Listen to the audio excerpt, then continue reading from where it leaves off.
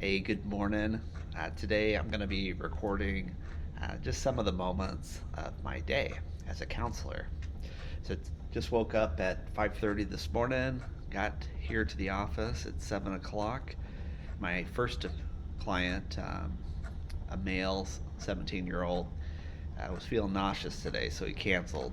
So I have a little bit of extra time. So, gonna make some coffee here, and they also have an espresso machine, so I'm gonna get caffeinated and ready.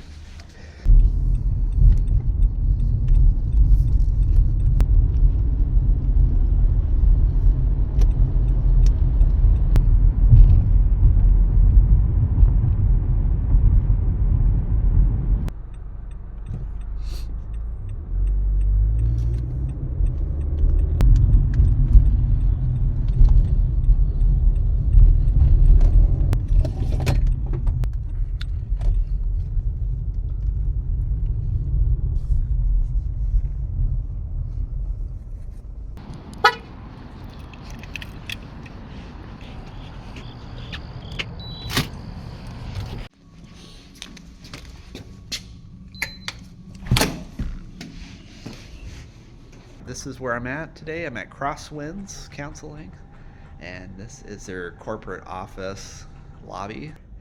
And it's really quiet here because I'm one of the only people that offer a 7 a.m. session. So it's actually a popular spot. I offer it Monday, Tuesdays, and Fridays. And most of the time they're all filled. People that go to school or maybe third shift, they're getting off at just before this time, and so it works for them to come in early. So I'm waiting for the coffee to heat up, but I'll go ahead and just give you a quick tour here of the office. So this is our lobby, and they got a nice big picture of Jesus there. It's a Christian counseling place, but we offer traditional psychotherapy as well, so it's not strictly for Christians. But they have lots of rooms, and each of these rooms, like this is going to be my new office today, it's the Hope Room. They're all labeled as like a fruit of the Spirit. So there's a forgiveness room. I used to be in that one.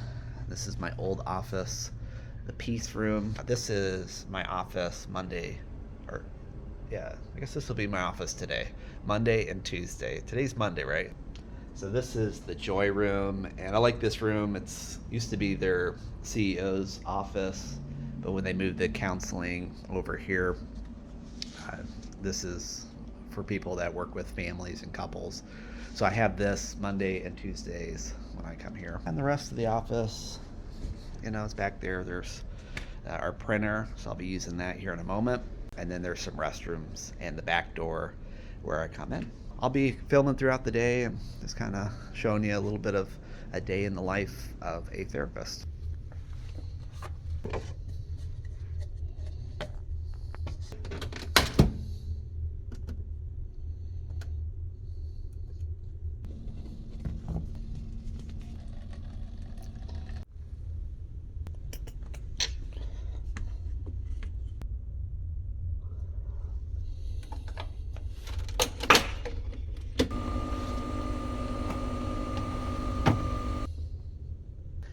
Got my coffee ready with a double shot of espresso, and so now we're ready to go into the counseling room. All right, part of why I'm filming too is my kids are wondering what I do all day, and so I think they have the idea that I just sit in my office and then people come to see me, but as you'll see, I do a lot more. I don't just sit down all day, do I? Well, I guess we'll have to find out. So on Monday, I met with my supervisor and told her that I was seeing families that had several kids, and I think I needed at least an office with a window. So she moved me back to the larger room. So sometimes it helps to make some complaints because people hear you. My typical setup, one of the games that I use for self-regulation is this ping pong toss. This is real cheesy, easy to make, but kids love it. So I usually will just put this on one end of my table, like over here, and the kid will be on the other side, and then they'll bounce it in. This is that color cube I was talking about in my children's video. These are the cards I was mentioning that come with it. And then this is the kids on stage. The kids are able to kind of act out, have a lot of fun with it. And then the Mad Dragon game. And then a couple others I like are this No Stress Chess and this Blockus. So these also kind of help with problem solving skills. And kids love the Jenga. I mean, who doesn't love Jenga, right? And then there's some, fidget spinners. I'll leave these in the office, but I'll take at least the games that are mine. And then, I have some like conversation starter questions. This one I just played last week, and I really like it. Stop, relax, and think. So this is good for impulsive kids, kids that need to learn the importance of stopping before they just act. And usually they can get some relaxation techniques that they can implement, and then they can start getting their thinking brain working again. So I like this game. I'm going to move some things over to the other office and get my day rolling. So today I have 3 clients and 1 supervision with my supervisor. So with 1 cancellation. So total I have 5 hours that I'm completing here at Crosswinds. So I should be done at 1 o'clock, and then from there I'm going to go ahead into my second job, which is my full-time job, which is Josiah White's. So I'll be here till 1 and then on to my next job. All right, got to get some things done. I'm about to see my first client of the day, and what I have for them is gentle startup. So this is an intervention from the Gottman method, and I'll be doing my 4th session with this couple. So I'm looking forward to doing that, and I'll let you know in between sessions what I'm going to be doing with the clients. All right, just finished back-to-back sessions. Yeah, I swear I start on time every day, but by the end of the first couple sessions, I'm like 5-10 minutes behind. So in between sessions, I usually use the restroom, so I'm not going to show you that, but I'm going to go into supervision next, and I'll let you know what transpires. All right, just finished my supervision here at Crosswinds with my supervisor, who is transitioning out to another job, and in between bathroom breaks, I met with my new supervisor, who will be taking over next week. So that was pretty nice. So I am like super close to completing all my supervision hours for my associate license. So I have, I think, 10, or actually less than 10 left. So looking at the end of October here, in about 6 weeks, I'll be able to have my full licensure and get paneled with insurance companies. So yeah, that's kind of what we talked about and kind of where we're going to go from here. So now I'm taking a break from my Crosswinds job, and I'm going to go to Josiah White's, and I've got my licensure supervision with them. Now, instead of an individual format, it's a group format, so I'll be getting ready for that. But so far, I've been able to have a couple come in, and I did the Gottman gentle startup, and that went well. I kind of got off to a rough start because I had another client that had it on their schedule that they were supposed to come in at the same time, and so I'm pretty sure I did not schedule with them, but they thought I did. So got that sorted out. They're scheduled for 2 weeks out. And then I had another client that had the same thing happen, and they had the same first name. So either I'm misscheduling people, which totally could have been, or maybe they got the wrong day. So he got scheduled for tomorrow, so I'll be seeing him at 7 a.m. Other than that, things are going pretty well here today. So, all right, I'm going to get on my group supervision, and I'll talk to you later. All right, I am finished with the day. I had my group supervision with Josiah White's, which I had a really good conversation with my supervisor there on some cases that I'm in. A lot of it revolved around alcohol and motivation to change. And I think I talked about the dilemma of like the human part of me, that really empathizes with what's at risk, with health, family, and what type of person that they want to be. But then also the professional side of me that, sometimes they need more intensive treatment than I can offer. So we talked about how to resolve that, keeping that empathy and keeping the line of communication open, helping them, continue to make progress. But when it comes to addictions and alcohol and safety, sometimes they need a greater level of treatment. And then I got online. I had a virtual appointment with a new parent, a new father.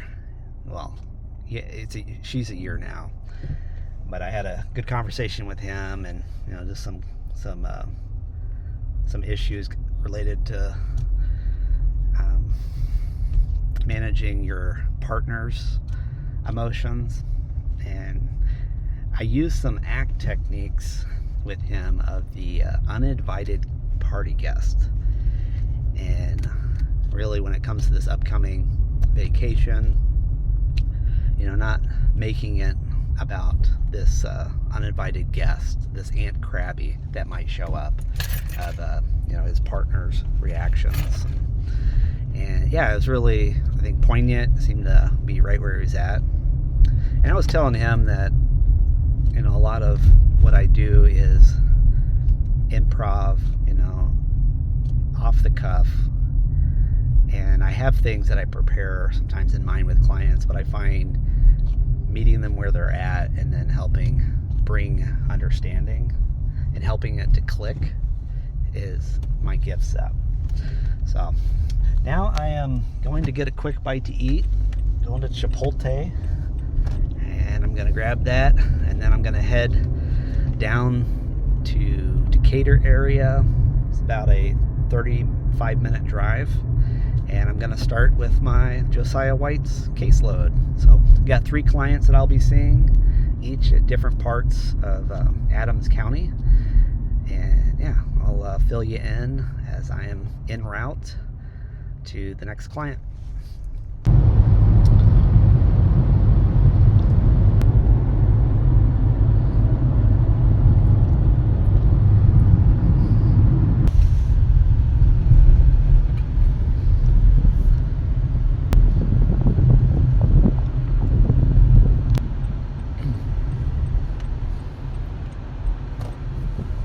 I have arrived at my first appointment for my Josiah White schedule. Today I have 3. I have one at 2 o'clock, so in about 12 minutes. And I have one at 4 o'clock, and I have one at 6:30. And then I go home for the day. So it'll be a long day. I'm trying to get in most of my clients and most of my work in 3 days this week, as I'm going to be going to Kansas to celebrate my parents' 50th anniversary on Thursday and coming back the following Tuesday. So, yeah, so usually with my commutes, I usually have something that I'm listening to.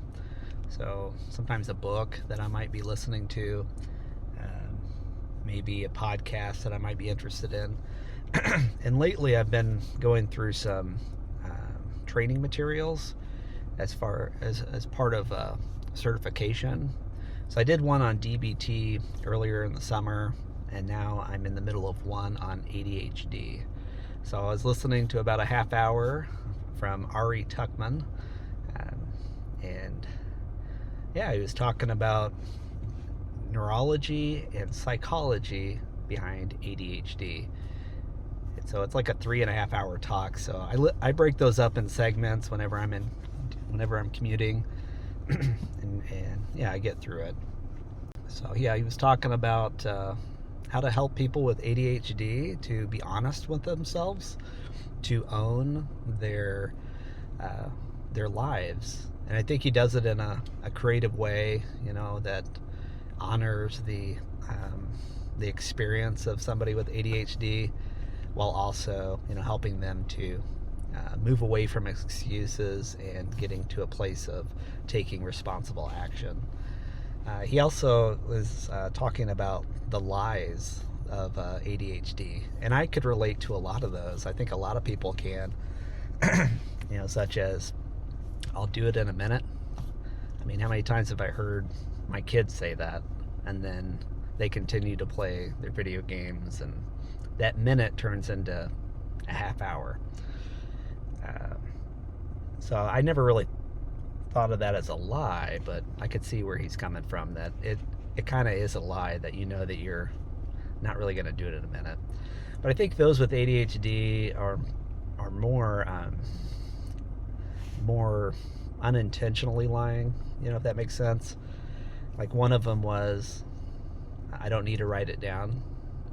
And I think there is an optimism about somebody that they'll just remember if it's important, and that often isn't the case. And it's not because they're intentionally lying. It's just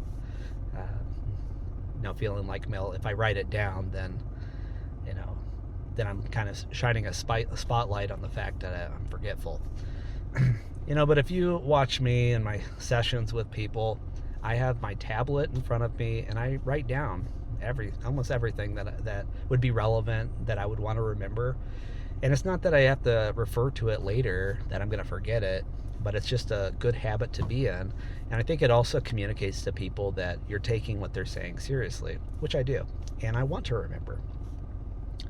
So I related to that. And then the other one was, I'll do it tomorrow. And I think in some ways that's true. We'll do it tomorrow. At least that's the intention. But if we do it tomorrow, something else has to move out of the way.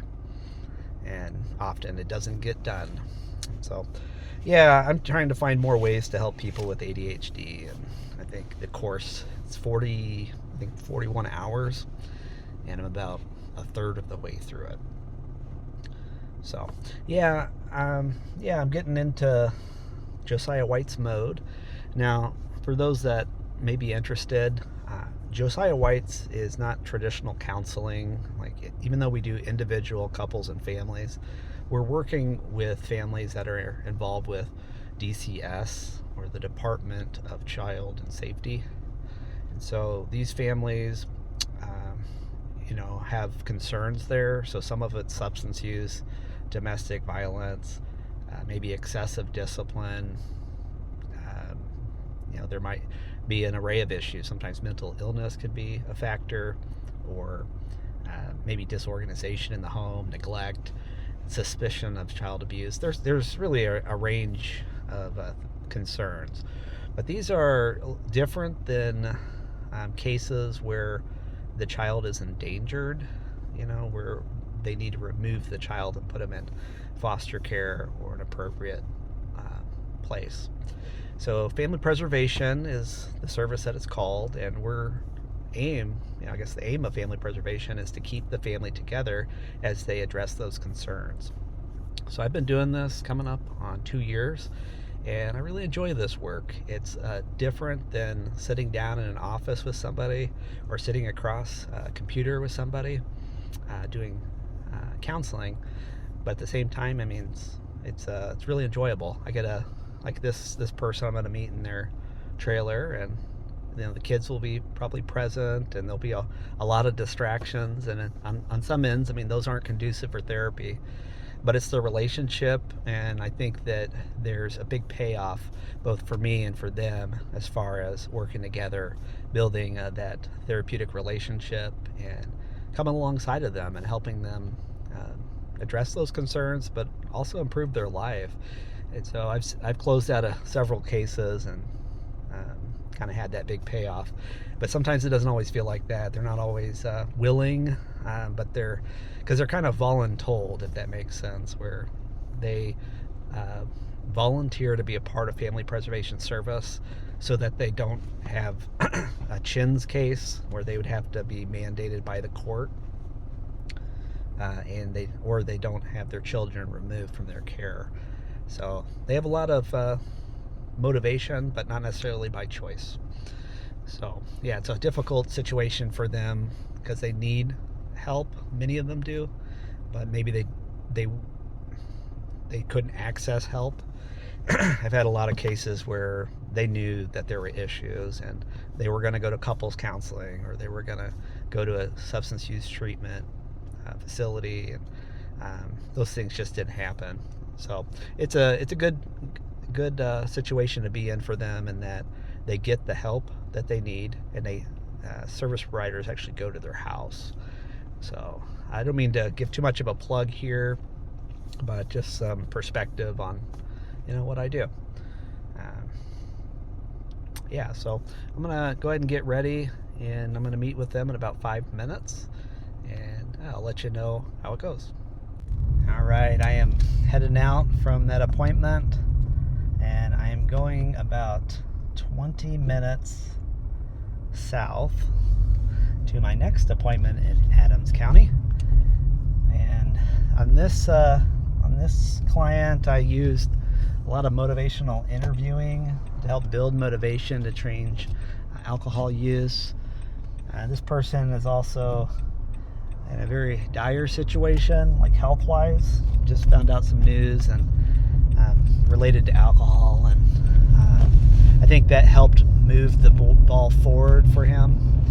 So we had an overall positive conversation. So now I'm on to the next one. We're going to be talking about parenting.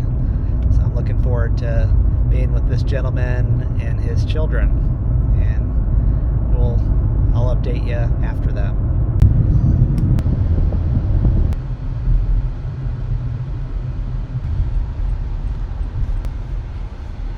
All right, I got a few minutes before my next session, so thought I would give a little bit of a preview for what I'm going to do. This family was referred for parenting. Originally, it was for neglect and some things in the home, such as housing conditions. But then during Family Preservation Services, there was an incident that occurred that resulted in some criminal charges. And so now he's back in the home, and we're continuing the parenting curriculum. I hope I'm not divulging, too many personal details in these. I got to be careful with what I say, but I want to give you an overview of what a case kind of looks like when I can. So this one I'm going to show you is a parenting curriculum we use called Triple P.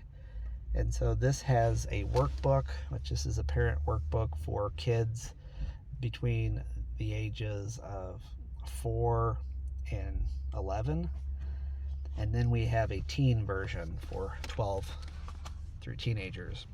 And so this has some different things that I've been working with the family on. So this one is like a start routine, and then there's a stop routine, some different positive strategies, to help parents, address the behavior without excessive discipline. And today's session, we're kind of in the later sessions, and so we're going to be doing what they call a scheduled planned event. And so we're going to be reviewing the plan today of what he's going to be doing. So I think we're going to be going to a park, and so he's going to come up with some rules for the park, as well as what they need to get ready to go to the park. And then we're going to go over some expectations and rewards and punishments. So if they do well and follow the rules, they're going to get a reward like ice cream at McDonald's. And if they don't, then they might miss the reward, or they may have to do a quiet time or timeout while we're there. So I'm not going to bore you with all the details of it, but that's kind of what I'm doing with him. Now, in between sessions, I usually come over here to McDonald's in Bern. It's my favorite McDonald's, and for many reasons, but I really like the Swiss community, their work ethic, and they just go above and beyond. So not a plug necessarily for McDonald's, because my wife might start a conflict with me over that, but definitely a place where I can come get a bite to eat if I need it, sweet tea, and they have free internet, so I can get done with paperwork while I'm in between sessions. Today's more back to back, but usually I have maybe 45 minutes or an hour to work on paperwork. So I think after this appointment, I'll have an hour that I'll be able to do some paperwork. So I'm gonna get ready, and then I'm gonna get to my next session. Just finished up with this family with their planned activity, and they chose the park. So basically I went over the planned activity with the father first and kind of went over some rules that might be important to have a successful trip, and then we communicated those rules with the kids, went over the rewards and consequence. So the family came out here and just had a great time together. I think what was neat about this and what was unique is this is the only time that they were able to complete this planned activity, because he'll be on house arrest going forward. And so he was telling his kids that, you know, they asked if they could come back again. He says, I'm not going to be able to come back until next year. So I think they really savored the experience here and were able to have a good time of it. Yeah, so that's kind of what was going on here. So right now it's 5:08, and I am gonna make alternative plans, because I was planning on doing my paperwork at McDonald's, but that's where they're going for their reward, so I'll have to pick somewhere else. And this town's pretty small, so I'll probably end up going maybe to Decatur and then to Monroe after that for my final appointment. Well, as I thought about it, I figured I might as well stay in the Bern area and go to my second favorite spot, which is their library. I'm going to go in here and get some peace and quiet and do my paperwork. Wish me luck.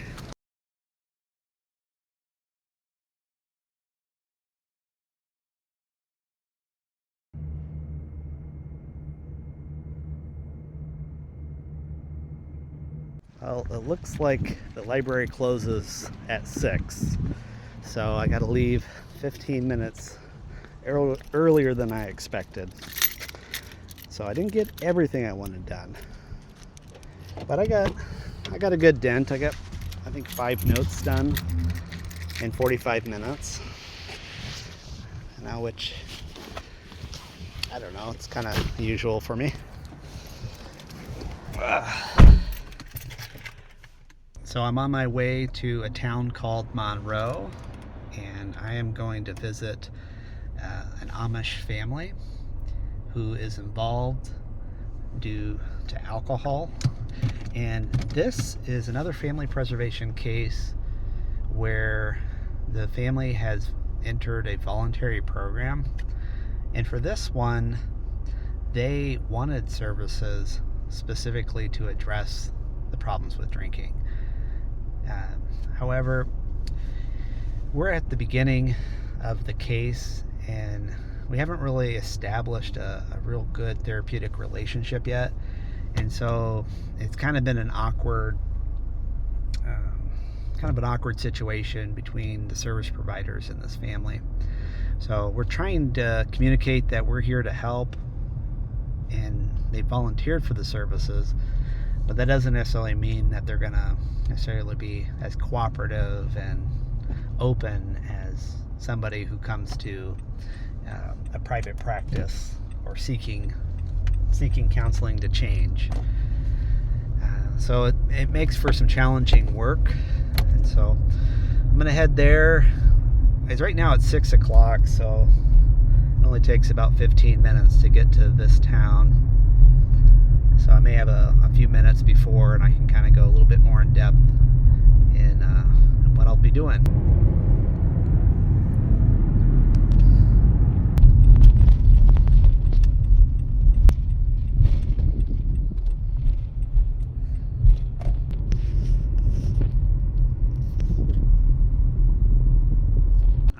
I am here in Monroe, and I did make a stop at McDonald's, got my Southern Sweet Tea, so I'm ready to get into my final session of the day.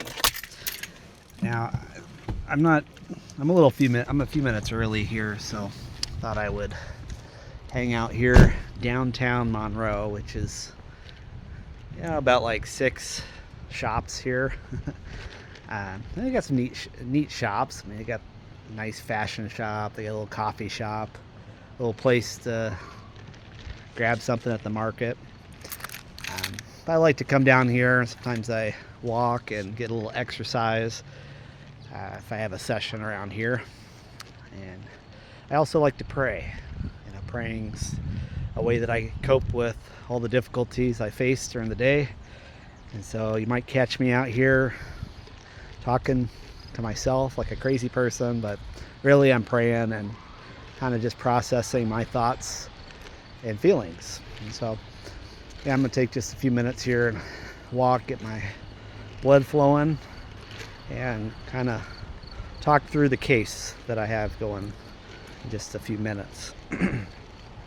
So this community is really big with Amish. In fact, that's the case all around Fort Wayne. There's several Amish communities, so it's not uncommon to see a buggy and horse pull up at Menards or pull up beside you at a stop sign, and so you really can't risk texting and driving or being distracted while you're on the road, because there's so many that are on the side. In fact, they have kids and adults that commute, and they'll be on their bicycles, but their bicycles don't have seats. They kind of use them like as a scooter. And there's just all sorts of neat houses and businesses that Amish own, and so this case that I'm about to go to isn't the first Amish case I've had. In fact, I got a few under my belt, and I've gotten to know the Amish community a lot better as a result. It's really interesting. For example, they speak a different language in their home than they do out in the community. They'll speak English, but then when you get into their home, they'll speak maybe German or Swiss. It's kind of a different world when they get into their own space. And so with that, it brings up some cultural issues and just trying to understand what's meant, kind of what's going on. One of the other things that makes it different is that they only go to school through 8th grade. So once they hit 9th grade, they go to work. And it's not uncommon that many of their kids will be working full time, and all the earnings will go to the family. And so they have these really large estates. I mean, hundreds of thousands of dollars, and they have large families, and they're very connected with one another. I do genegrams with kind of like an extended family tree. And it's just so interesting how many crossovers there are with same names, same first names. Sometimes they'll name like their daughter after their mother, which is just unique. But they often keep similar names in the family. Their families are so large that they can have the same last name, and in their lineage they'll have other people that cross over. So it almost seems like they're inbred, but I don't think that's the case. They kind of travel from, like, over here we're in Indiana, so they come from like Pennsylvania, Kentucky, Wisconsin, Missouri, and so they move around quite a bit to migrate. And they also marry one another's large families. So it's really interesting. A lot of them are working in construction and concrete and They're hardworking people, and it would shock you to know how much they make. I mean, some of these families, I mean, they make more than I do, and I don't know how they do it, but they may only graduate 8th grade, but they're very efficient, productive, hardworking. So I got a lot of respect for the Amish, getting to know them. One of the problems in the Amish community here is alcohol. It's very saturated in the community, so it's almost like a peer pressure to drink, and it's normal. And you mix that with a very religious community. So here it's like old Amish, old order Amish church. So very religious, high values, but you also mix that with alcohol, and so it just produces an interesting situation, because it's not necessarily the lewdness that you would see in inner cities or in other populations, but it's a lot of like violence. There can be some accidents that occur as a result, but it's very much like kind of a hidden issue. So, all right, I'm about to do a full circle. Got my blood pumping, ready for my final session. So for this family, and there's another therapist who's working with the mother, and I'm working with the father. He has an alcohol issue, and she has had a past alcohol issue. So tonight, we're both gonna do something called the SASSY assessment for substance use. So it's SASSY, which is an acronym for something called, it's SASSI. And this is something that's a self-assessment, so they don't necessarily have to go to a hospital or some treatment program to get a full substance use screening. And this satisfies what probation officers might request, or an informal adjustment, or whatever the court may want to see, so that they address the substance use. And I think it's really good learning, for the families here, just to evaluate their drinking or their illegal use of drugs and compare it across standardized population, just to see how other people have similarities in their thinking and in their behaviors. Go over frequency of use, and so there's basically 2 parts. So the first part, we'll go ahead and complete the written assessment. It has 75 questions, multiple or true or false. And then on the other side, it's frequency and duration of use. And it takes maybe 20 minutes to complete that portion, maybe 30 if they're slow at reading or comprehending. And then the following session, I'll come back with the scored sheet, and then we'll go over the interpretation of the results.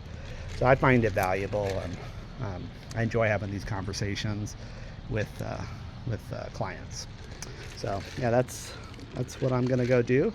So I got about 5 minutes here, and I'm gonna make my way over there, and then my day will start to come to an end. I got a 45-minute drive home after that, and I'm looking very much forward to seeing my family. All right, I'm on my way back from Monroe, going back home to Fort Wayne. So I got about a 45-minute trip. I just called my wife to tell her that I'm running late. I'm supposed to be out of there at 7:30, but it went a little long. So she was understanding. I guess they're running late too, so I may have all the children awake by the time I get home. So this last session went, it kind of had 2 stories to it. The first story was awkward, a lot of resistance, non-compliance. The guy was waking up from a nap and took about 20 minutes to get washed up from work, and he has a dirty job, so I understood. And so I'm waiting patiently, wondering when we're going to get this started, and plan to do the assessment with him. But when I asked him, where do you want to meet inside or outside, he's like, I don't have anything to talk about. So I'm like, well, do you want to cancel, reschedule? It's not a good time. Yeah, so anyways, I could go into other details, but finally get outside and get started, and it's already 7 o'clock, and finally get him to a place where he's willing to complete the assessment. So he started it, and I'm like, it usually takes about 20 minutes to complete. I can read it to you, or you can read it yourself, and he chose to read it himself. And I'm watching his kids play softball in the yard, and enjoying the sunset and just the beautiful scenery. It's out here in the country. They got a nice little pond here, and just enjoying it. And then he gets up and goes inside, and I'm like, oh, what's going on? He didn't say anything, just went inside. And so I sit out there, put in a few reminders, take some notes, kind of collect my thoughts. And it's been about 15 minutes. I'm like, man, I don't know where he went. Maybe he doesn't want to do the session anymore. So I felt kind of awkward going back into the door. So I went back around the house eventually and knocked on the front door. And he's in there, and he's having his wife help him with the translation of the words, because he speaks English, but they also speak another language at home. And so I came in and just kind of sat there and facilitated. And then the other half of the session, he was still on the first page too, and there's 2 pages, and it was just going slow. So I kind of knew we were in for a while. But by the end, we had a totally different conversation, and he was warming up to me. He had a book that he had read as a child that he was talking about, and I just happened to be reading that to my son. We enjoy the Boxcar Children, and so we had that connection, and kind of talking a little bit about that. And then by the end, he was more friendly, and it seemed like he was at least more engaged in the session. And what I found with clients that have a lot of substance use is the change happens over time, gradually, and their willingness or their motivation to change, it ebbs and flows. And for him, he's not drinking, so he doesn't think there's a problem, and doesn't see a need really to talk about anything. But there's reasons, why people drink and why it's continuing to be an issue. And even though he's not drinking, doesn't necessarily mean that he's not going to be looking to alcohol as a solution if problems occur. So yeah, I didn't know what to think, though. I'm like, I didn't know if we're going to cancel the session. I didn't know what changed, and I asked him if anything changed, and nothing really changed. It's just, he was not happy about having to meet after a long day at work. So that's the nature of this job. Sometimes it's really, really good. Like even today, just different clients, families are in different places. So I don't want to extend this day any longer, this video any longer. So I'm looking forward to getting home and hugging some children, putting them in bed, kissing my wife, and getting to bed and getting to do it all over again tomorrow.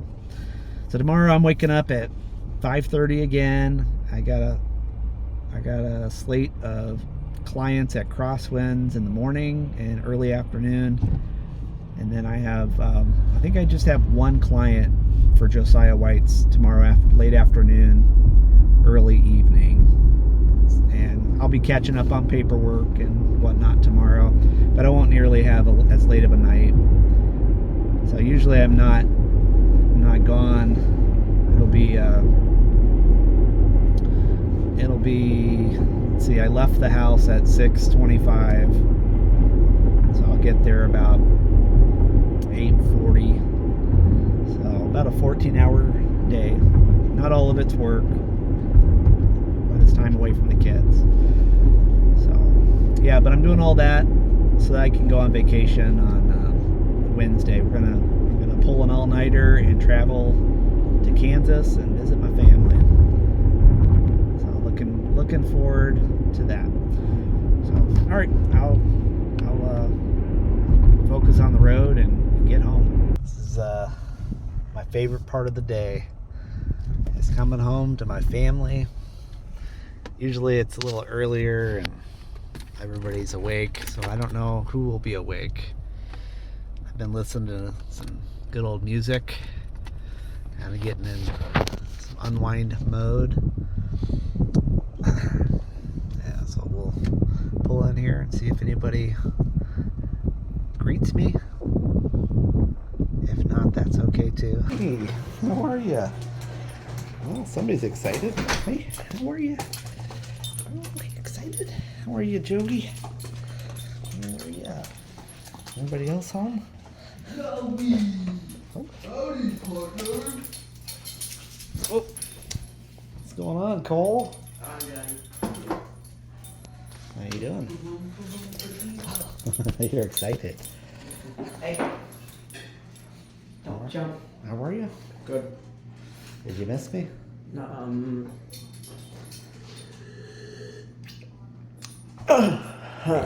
there's chicken salad for you in the fridge. Oh, thank you.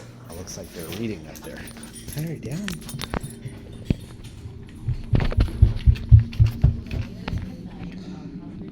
The bear spins stories while his friends fall asleep. Hello. Hello. You guys gonna say hi to me? Coming Usually, I up guess you're tight. usually meeting with me. The door. They snore through the night, and the bear feels safe. Hi.